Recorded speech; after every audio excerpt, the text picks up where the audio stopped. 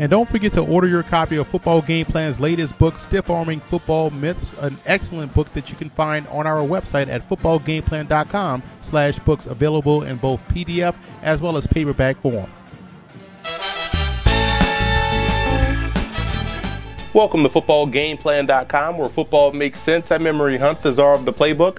Bring you our 2014 NFL Week 1 preview between the Indianapolis Colts and the Denver Broncos. Now let's take a look at some keys to victory for both teams, starting with the Colts. For the Colts, the running game can't be a liability. I know that's beating a dead horse, but they have to be able to run the football, have some sort of balance in their offense in order to have some success on the road. And red zone effectiveness will be key. Just like they did last year when they knocked off the Broncos, they were able to come away with touchdowns, protect the football inside the 20. Those things have to happen again if they want to have the same outcome as it did last year. And defensively, the Colts have to take away the inside passing game of the Denver Broncos. Don't allow those guys inside release, and if you do allow inside release, you have to wrap up and make a play. The good part about this game is that they won't see Wes Welker, which should help them be able to play better coverage on the outside, but I wouldn't give up inside release. Force Peyton Manning to be consistently accurate down the sideline. And for the Broncos in this ballgame, they're going to have to be able to cover those tight ends of Indianapolis. Again, they're going to be without Danny Trevathan, and now you see Kobe Fleener and Dwayne Allen. They have to be able to cover those tight ends. Otherwise, they could struggle in slowing down the Colts. And they have to find ways to isolate DeQuell Jackson defensively. I think that's the weak link in the passing game for the Colts at their second level. Find ways to isolate him and throw the football that way, and I think they can have some success. And Terrence Knighton has to be able to win inside. The Colts are beat up at the center position, and if he can win inside, draw that double team, it makes life that much easier for DeMarcus Ware and Von Miller. The Denver Broncos are facing a very talented quarterback in Andrew Luck, and one way they can have some success versus the Indianapolis Colts is by going with the zone blitz out of a strong sky look. I'm going to show you what that looks like and how they can get pressure and confusing the young quarterback. You see what we have drawn up here? Sky look, because we have the strong safety in the hole right here, cornerback playing behind him. And again, the cornerbacks are responsible for their deep thirds as well. We're going to have the free safety drop in the middle of the field, so it's cover 3, but those guys are manned up essentially on those outside wide receivers. Now, where the zone blitz takes place is up in the inside. Now, what we're going to do, we're going to send 2 inside backers, and we're going to drop 2 defensive linemen back in coverage. So we're going to have this defensive tackle here get a good push, and he's responsible for the hook to curl. We're going to have the defensive end coming on the outside. We have the backer dropping in his curl flat responsibility, curl out responsibility.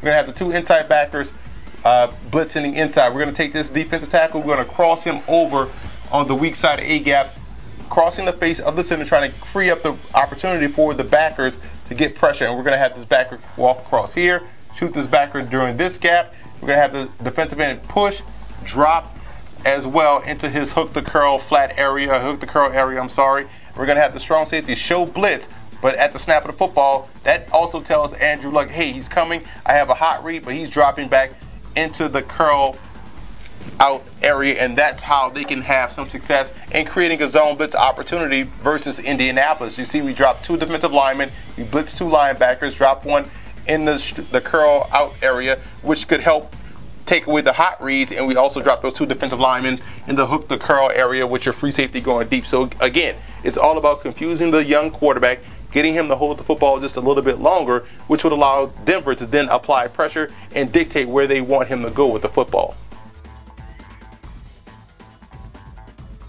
And here are some in-game adjustments you want to watch for in this ball game. How will the Colts be able to play coverage without Wes Welker on the field? I think this puts them in prime position to be successful against Demaryius Thomas and Emmanuel Sanders, and it puts a lot of pressure on the Broncos rookie Cody Latimer out of Indiana to make plays consistently. And I think that's a win for the Colts. So it'll be interesting to see how will they play coverage without Wes Welker being on the field. The second biggest thing defensively you want to keep an eye on is how they're going to be able to generate pressure without Robert Mathis, their top pass rusher. Now, when you look at Mathis and what he brings to the table, it's that consistent pressure coming off the outside. Now, will it be with a combination of games or stunts up front, or maybe get creative with your second level blitzes, your inside outside backers, but they're going to have to be able to get pressure on Peyton Manning. And offensively, how will they use Andrew Luck's mobility to help them out in the running game? Again, if they're going to struggle with Trent Richardson or Ahmad Bradshaw trying to move the football on the ground, don't hesitate to use Andrew Luck's legs to help you out offensively. I think this is a guy that can get it done on the ground. Well, we know he can get it done with his legs on the ground, so they're going to have to find ways to supplement that running game by utilizing Andrew Luck's ability to get outside the pocket and pick up those cheap 3 to 4, even 5 yards on the ground.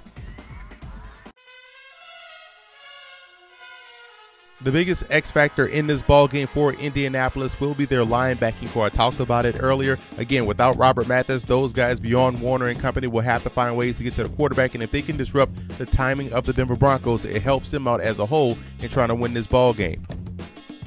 And the X factor for the Broncos will be their secondary. I'm pretty sure the Colts will come into this ball game and try to spread those guys out. They have the talent at receiver with Hakeem Nicks, T.Y. Hilton, Reggie Wayne, those 2 tight ends, even Dante Moncrief as well. So again, the secondary for the Broncos will have to play a huge role in the outcome of this ball game. They're going to have to excel. And again, they made those changes in the offseason. Those guys have to pay dividends this game versus Indianapolis. I like the Broncos in this ball game. I think what you'll see from Denver in week 1 and probably throughout the course of the season is a much more balanced offensive attack. So I think the running game of the Broncos will be the reason why they are successful versus Indianapolis. I think they'll lean on an interior of the Colts and be able to run the football, thus making life much easier for Peyton Manning. And I think defensively they will do a great job in slowing down Andrew Luck in his passing game. So I like the Broncos to open up week 1 with the victory. What's up, fantasy football fans? I'm Emery Hunt, the czar of the playbook. For all of your starts, sits, fantasy football notes, news, and tidbits, tune into our podcast, Football Game Plan Starting Lineup, every Wednesday at 8 p.m. Eastern Time on our Football Game Plan Radio Network, which is located at blogtalkradio.com/footballgameplan. And don't forget to check out Football Game Plan's NFL Wraparound live every Sunday at 9 a.m. Eastern Time at blogtalkradio.com/footballgameplan, where we give you all of our late-minute and last-minute notes, news, and tidbits and thoughts on each and every game on the NFL schedule. And I also want to give a huge shout-out to Bronco fan forums and Colts fan forums for always showing Football Game Plan support.